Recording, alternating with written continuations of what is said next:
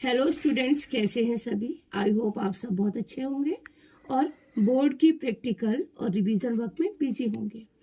आज की ये मेरी वीडियो 10th और 12th दोनों ही क्लासेस के स्टूडेंट के लिए है। वैसे तो ये वीडियो एक कॉमन वीडियो है जो 6 से लेकर 12th तक के स्टूडेंट्स के लिए है, परंतु मैं यहाँ स्पेशली 10th और 12th के बच्चों की बात इसलिए कर रही हूँ क्योंकि मुझे यहाँ उनका क्विक रिवीजन कराना है।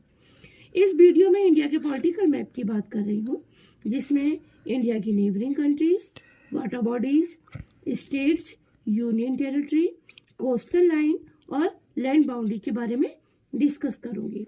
यह वीडियो आपके मैप वर्क के लिए बहुत यूजफुल होने वाली है। तो चलिए शुरू करती हूँ आज की वीडियो। सबसे पहले इंडिया की नेबरिंग कंट्रीज के बारे में बात करूंगी। तो बेटा, जब इंडिया की नेबरिंग कंट्रीज की बात की जाती है तो इंडिया चारों तरफ से 9 नेबरिंग कंट्रीज से घिरा हुआ है। शुरू करते हैं अफगानिस्तान से। ऊपर का ये पूरा जो ब्लैंक पोर्शन आपको दिखाई दे रहा है, इसको हम कहते हैं अफगानिस्तान। अफगानिस्तान के जस्ट नीचे ये जो पूरा पोर्शन है, लद्दाख को जो टच करके बॉर्डर लाइन आ रही है, जो अरेबियन सी को टच करके गुजरात, राजस्थान, पंजाब और जम्मू कश्मीर को टच कर रहा है, ये पूरा पोर्शन कहलाता है हमारा पाकिस्तान का। तो अफगानिस्तान और पाकिस्तान दोनों ही हमारे नॉर्थ ईस्ट में आते हैं। जब हम नॉर्थ में आते हैं तो नॉर्थ में आपको 3 कंट्रीज देखने को मिलेंगी। ये पूरा पोर्शन चाइना का है। चाइना के जस्ट नीचे ये वाला जो पोर्शन है, ये है भूटान का, और इसके आगे उत्तर प्रदेश, ये उत्तर प्रदेश है। उत्तर प्रदेश और बिहार से लगी हुई ये जो बॉर्डर लाइन है, इसको हम नेपाल कहते हैं। जब हम ईस्ट में आते हैं तो ईस्ट में 7 सिस्टर से टच किया हुआ ये पूरा पोर्शन आपको दिखाई दे रहा है, इसको हम म्यांमार के नाम से जानते हैं। म्यांमार से आगे बढ़ते हैं। ये एक छोटी सी मिनी इंडिया आपको शेप दिखा रही हूँ, और ये इस मिनी इंडिया को हम बांग्लादेश कहते हैं, जो 1971 से पहले ईस्ट पाकिस्तान के नाम से जाना जाता था। 1971 के बाद से इसको हम बांग्लादेश के नाम से जानते हैं। साउथ की तरफ आते हैं तो नीचे ये एक कोस्टल लाइन आपको दिखाई दे रही होगी, पूरा पोर्शन ये है श्रीलंका का। श्रीलंका, ये बीच में छोटे छोटे से डॉट दिखाई दे रहे हैं, इनको हम पाक स्ट्रेट कहते हैं, गल्फ ऑफ मन्नार कहते हैं, जिससे इंडिया को टच किए हुए है। इस तरह से ये अगर आप पूरा देखेंगे तो ये आपकी होती हैं 8 नेबरिंग कंट्रीज। इसमें 9 नेबरिंग कंट्रीज इस मैप में नहीं दी हुई है, ठीक है। यदि आपके क्वेश्चन आता है how many neighbouring countries India have, तो आप आंसर लिखेंगे 9 नेबरिंग कंट्रीज। अब बात करते हैं वाटर बॉडीज की। तो जितना भी मैंने ये जो रेड पोर्शन दिया हुआ है, ये आपके वाटर बॉडीज का है। वेस्ट बंगाल से लेकर के और तमिलनाडु तक का ये जो पूरा पार्ट है, इसको हम बे ऑफ बंगाल कहते हैं। श्रीलंका और मालदीव्स, ये जो पूरा पार्ट है, इसको हम इंडियन ओशन के नाम से जानते हैं। और गुजरात, पाकिस्तान, ये जो पूरा पोर्शन आपको ब्लू कलर का दिखाई दे रहा है, ये वाटर बॉडीज है, इसको हम कहते हैं अरेबियन सी। तो इस तरह से आपको क्लियर हो गया होगा कि 9 नेबरिंग कंट्रीज हैं और 3 वाटर बॉडीज हैं जो कि इंडिया के चारों तरफ है। अब बात करते हैं स्टेट्स एंड कैपिटल्स की। इंडिया में जनरली 28 स्टेट्स और 8 यूनियन टेरिटरीज हैं। शुरू कर रही हूँ यूनियन टेरिटरी से। फर्स्ट यूनियन टेरिटरी जो यहाँ हम देख रहे हैं, ये है लद्दाख और ये है जम्मू एंड कश्मीर। इसको मैंने JNK से यहाँ पे लिखा हुआ है, आप समझ जाइएगा। JNK means Jammu and Kashmir. 2019 से पहले ये दोनों एक ही स्टेट थे, जिसको कि हम जम्मू कश्मीर के नाम से जानते हैं।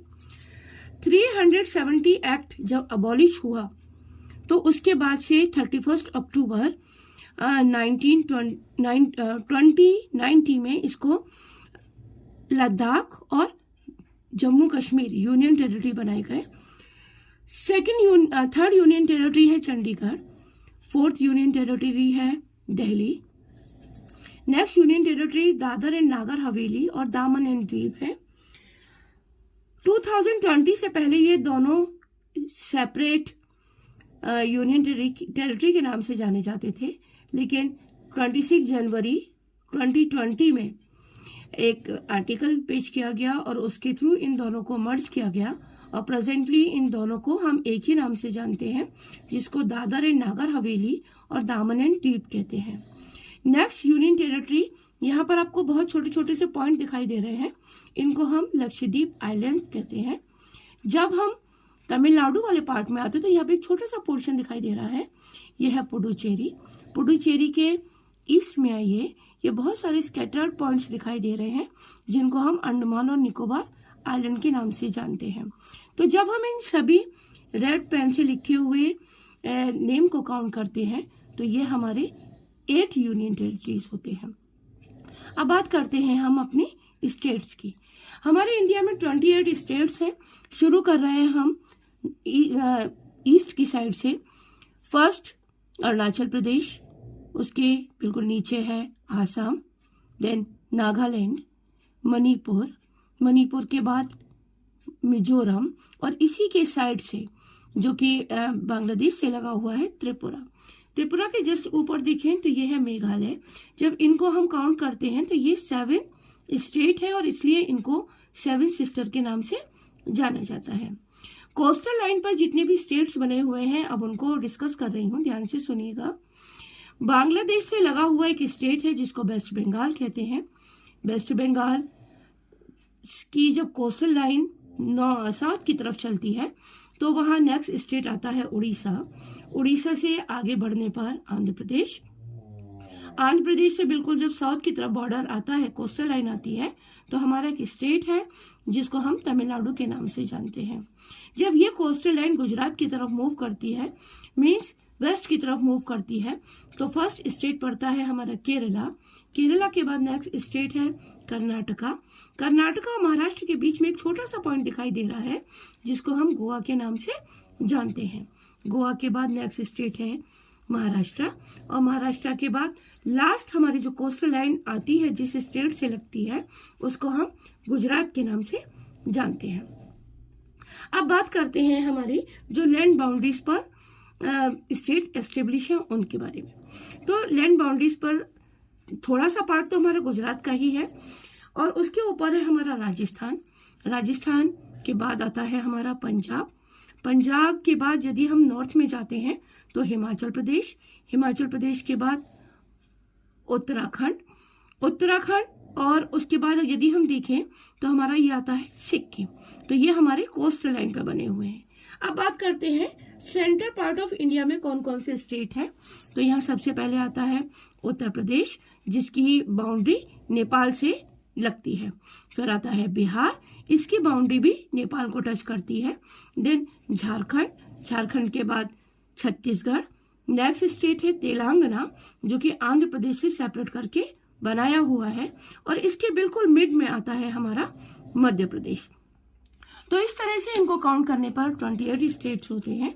अब यदि हम इसकी लैंड बाउंड्रीज की बात करें तो टोटल जो लैंड बाउंड्रीज है वो है 15,200 किलोमीटर्स और ये लैंड बाउंड्रीज हमारे 7 नेबरिंग स्टेट को कवर करती है। इसलिए जितनी भी ये बाउंड्रीज आप देख रहे हैं इसको इंटरनेशनल बॉर्डर के नाम से जाना जाता है।